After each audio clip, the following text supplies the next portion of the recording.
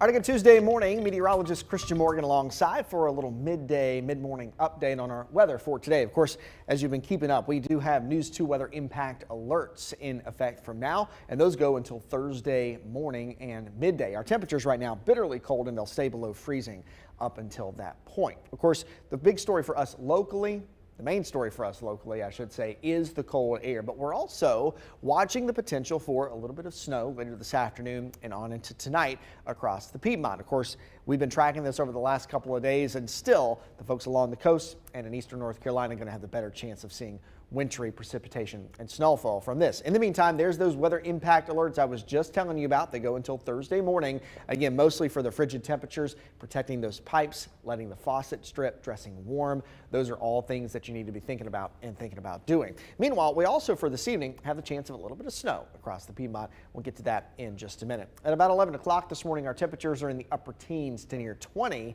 but you factor in a little bit of a breeze, and for most of us, those feels like temperatures, wind chills are still down in the low teens, even single digits for some.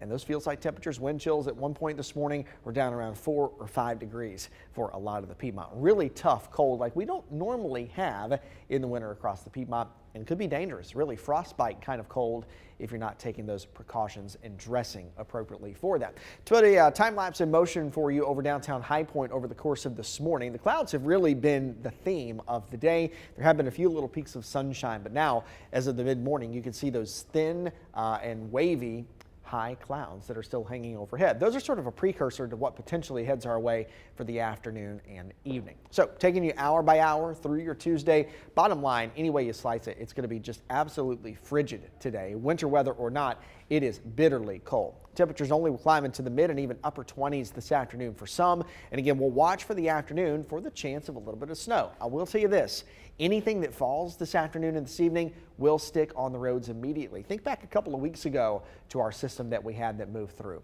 It had already been cold. Things stuck immediately as they fell, and that's the same story this time around as well. So be alert for some slick spots just in case we do have some snow across the Piedmont. So cold weather alerts in effect for our entire area, cold weather advisories. These are a new product the National Weather Service has just started issuing as of the later part of 2024 and now early in 2025. If you remember, we've talked about wind chill warnings, wind chill advisories before. Those have sort of fallen by the wayside. The cold weather advisory takes its place, and it just kind of sets in motion, again, the extra precaution that wind chills could be in those single digits and could be dangerous if you're not taking the precautions. Meanwhile, this is something we don't typically see. Winter storm warnings in effect for our entire coastline from the Outer Banks down to Wilmington, down onto the Grand Strand as well, and winter weather advisories as far north and west as Raleigh and the Triangle. You'll also notice some winter weather advisories in place for some of our southern counties right along the South Carolina border up to the Charlotte area as well. And it wouldn't shock me to see our area included in those winter weather advisories later today as well. The threshold for the National Weather Service to issue those, though, are 1 inch of snow. And so while most of our area still isn't expected to get that, we'll have to see what they do with that. But be on guard. We should be thinking the same kind of things. If snow falls, it could create slick and dangerous travel on into tonight and into tomorrow as well. Look across the deep south, though. Here's the system right now.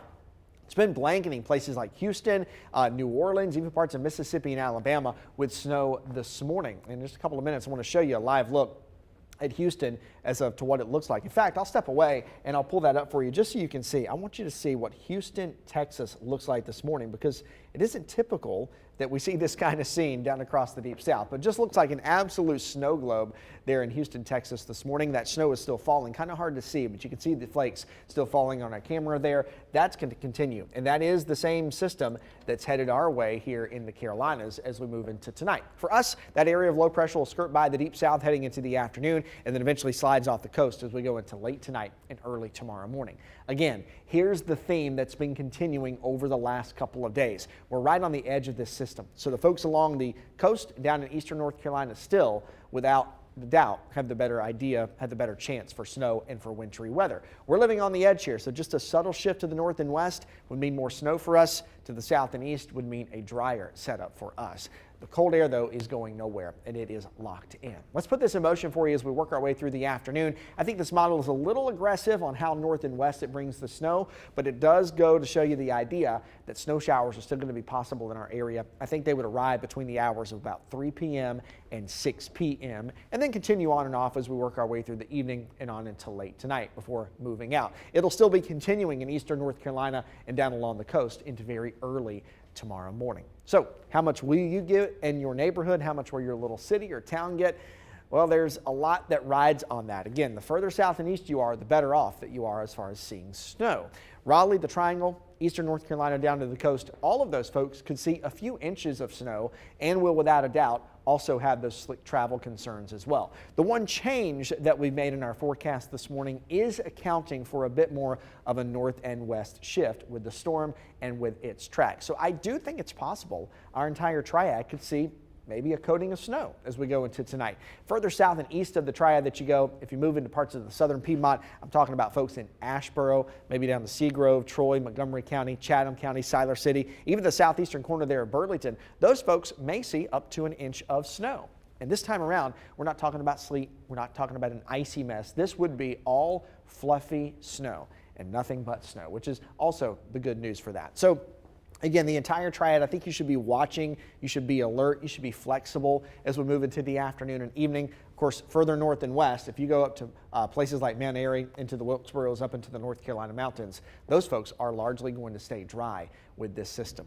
Think about how often we're talking about the beach getting snow, but not the mountains. It doesn't happen all that often around here. So here's your main points. That snow moves in parts of North Carolina between the hours of about 3 and 6. And that does mean for us here in the Piedmont, we could start to see some snow showers then. Our triad area sees a coating of snow potentially up to an inch south and east of the immediate triad. So think about places south of 85. Again, that's Asheboro, Seagrove, Troy, Montgomery County, the folks down in Siler City. You folks could pile up to around an inch of snow as we move into tonight.